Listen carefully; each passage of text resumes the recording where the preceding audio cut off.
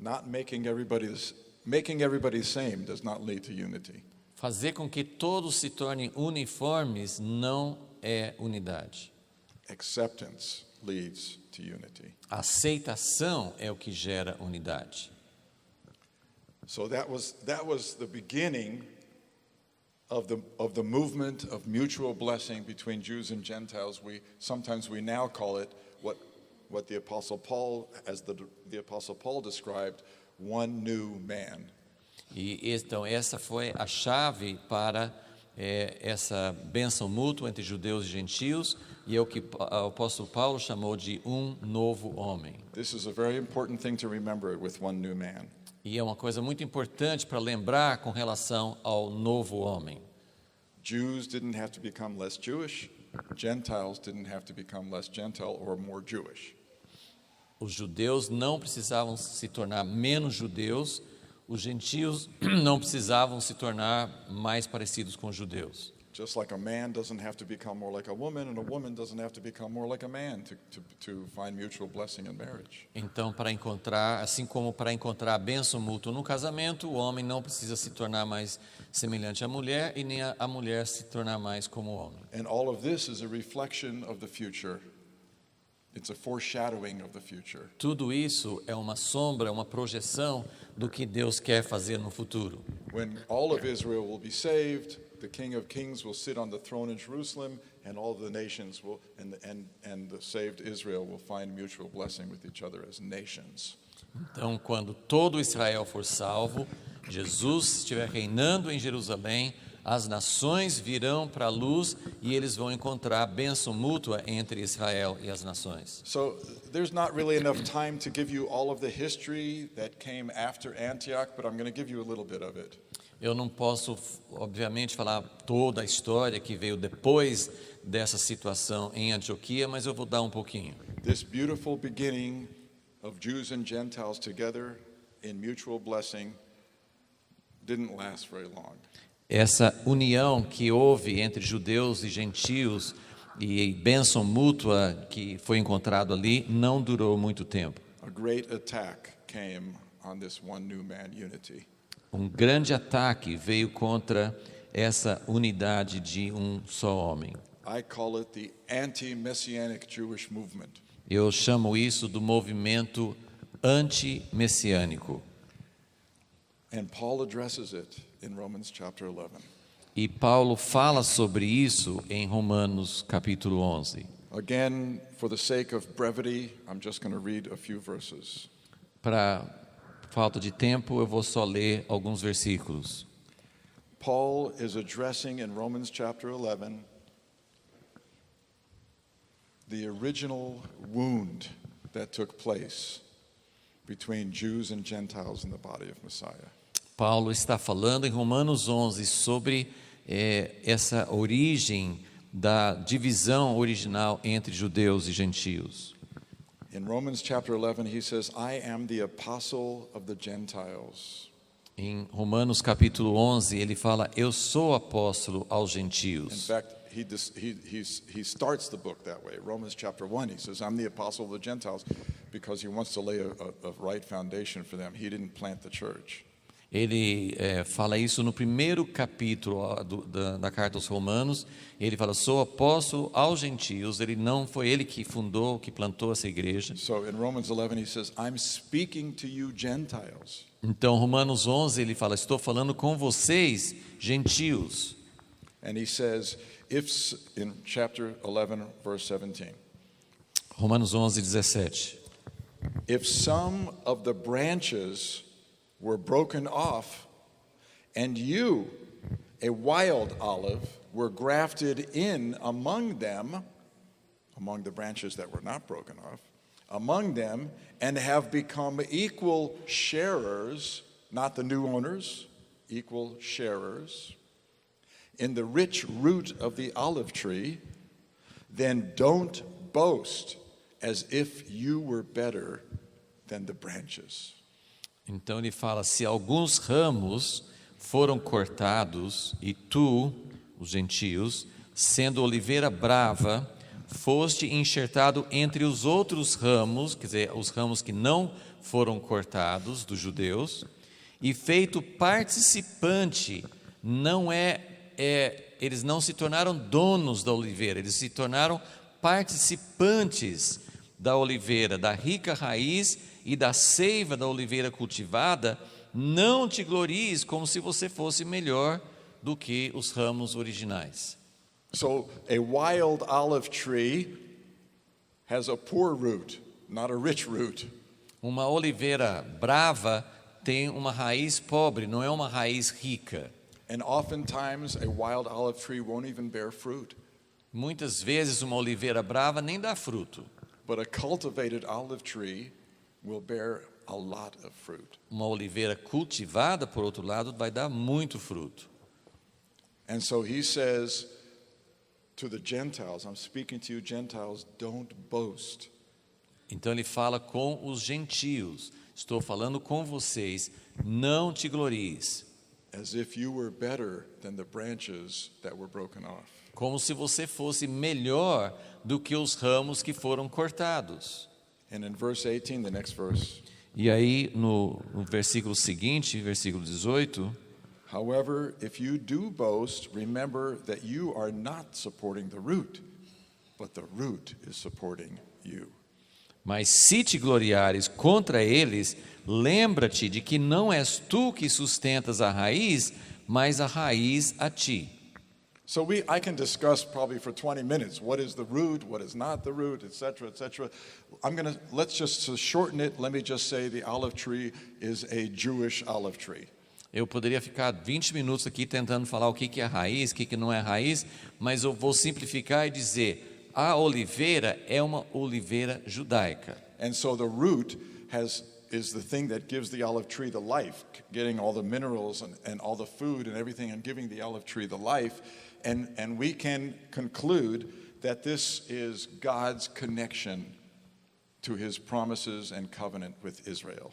Então a raiz é da raiz que vem a vida, que entra os minerais, a água, tudo que a planta precisa. Então é da raiz que vem a vida. E nós podemos concluir que essa vida, essa raiz, ela é a conexão de Deus com o seu povo por meio da aliança, por meio da conexão de Deus com o povo de Israel. So now we're talking about, let's just say, a Jewish olive tree, just for the sake of conversation. Então, só para a gente discutir isso com clareza, vamos chamar isso de uma oliveira judaica. I liken it a little bit to a house in a Jewish neighborhood. Eu comparo isso a uma casa num bairro judaico.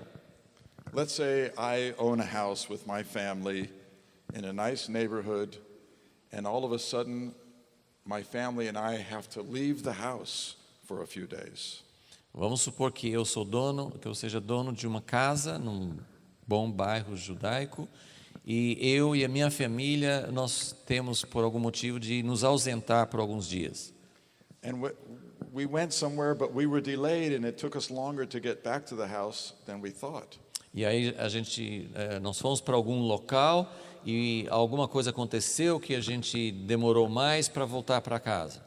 We finally got back to the house, and instead of the mezuzah on the door, which is what Jewish people put on the door, instead of a mezuzah on the door, we say a Christmas wreath on the door. E aí a gente volta para casa e em vez de ter esse mezuzah que os judeus colocam no batente da porta, nós vamos encontrar lá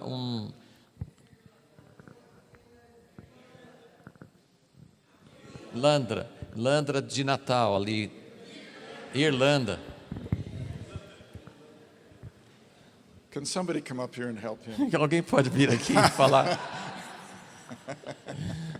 You know, it's hard to translate. Às vezes é difícil traduzir. So I come back to my house and I say, what's going on? It looks strange to me. So instead of just putting my key in to open the door, I knock. Então eu chego nessa casa, acho que alguma coisa muito estranha está acontecendo, e em vez de simplesmente colocar a chave na porta, eu bato na porta para ver o que está acontecendo. And some stranger comes and he opens the door And he says, "Yes, can I help you?" E um estranho abre a porta e fala assim: posso fazer alguma coisa por você? And I look at him and I said,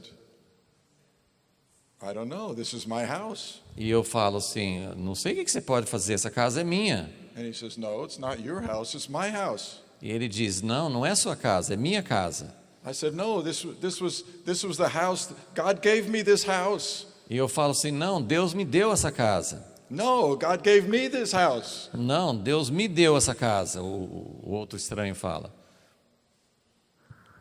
That's what it's like to experience the wound that Paul is describing here in Romans 11.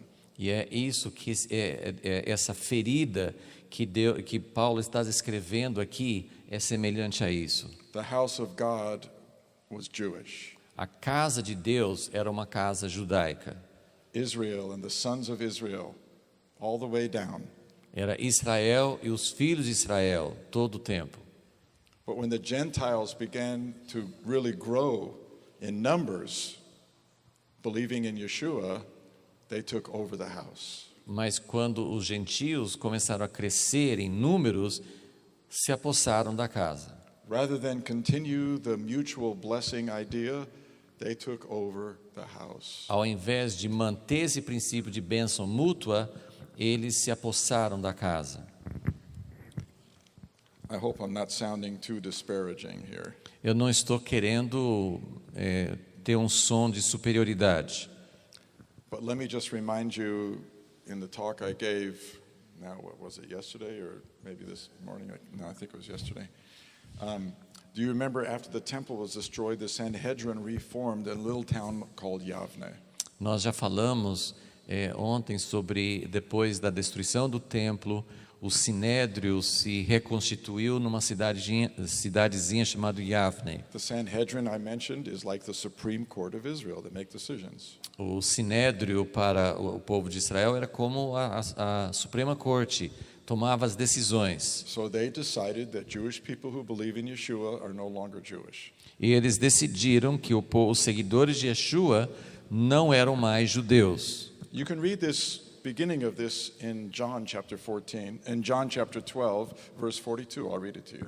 E você pode ler isso em João capítulo 12, versículo 42. Nevertheless, many of the leaders in the Jewish community, nevertheless, many of the leaders did trust in him, in Yeshua, but because of the Pharisees, the Proshim, the Pharisees, they did not say that they believed in Yeshua openly, out of fear of being banned from the synagogue, kicked out of the synagogue.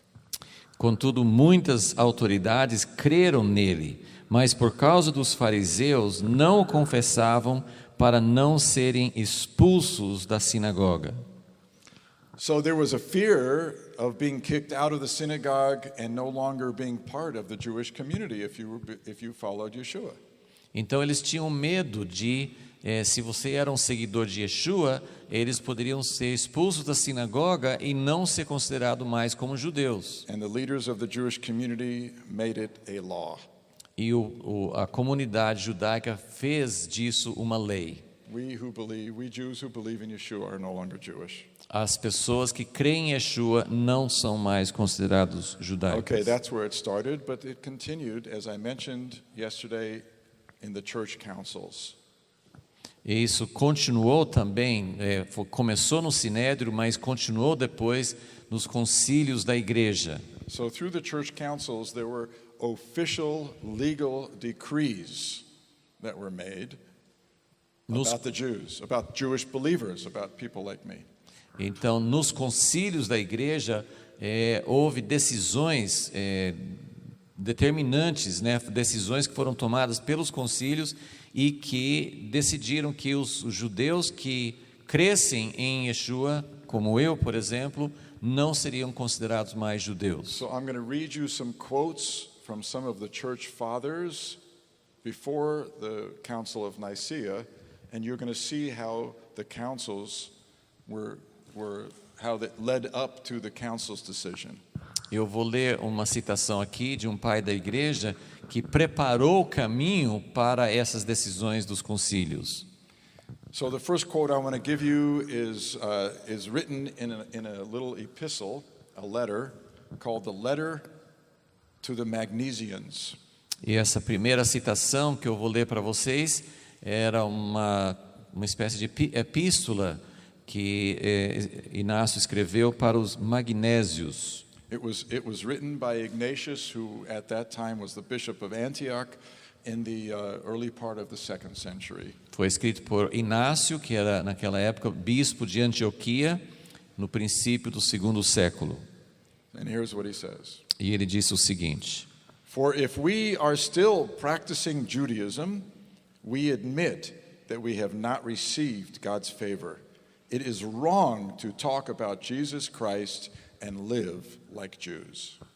Pois se ainda estivermos praticando judaísmo, estamos admitindo que não recebemos o favor de Deus.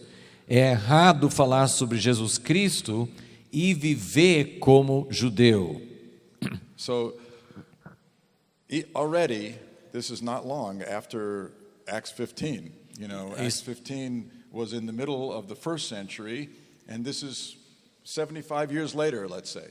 Então, isso não faz tanto tempo depois de Atos 15. Atos 15 aconteceu meados do 1º século, então vamos dizer que foi uns 75 anos depois. Already they forgot the grace that God provided through the Jews toward the Gentiles. Eles já tinham se esquecido da graça que Deus proveu para os gentios através dos judeus. No, you can come into the body of Messiah just as you are.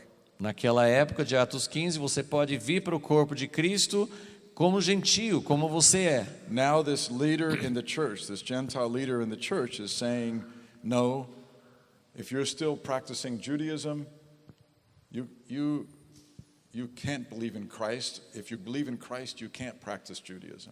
E agora esse líder gentio da igreja, no 2º século, está dizendo: você não pode praticar o judaísmo e ser considerado um seguidor de Yeshua. Let's remind ourselves just for a moment what conversion is. When somebody converts, what do they convert from?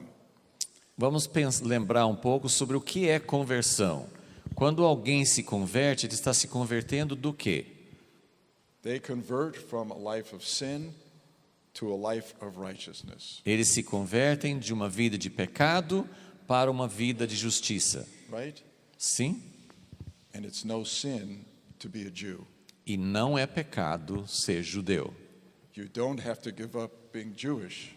You have to give up sinning. Você não precisa deixar de ser judeu. Você precisa deixar de pecar. Right? Do you agree with me? Concordam?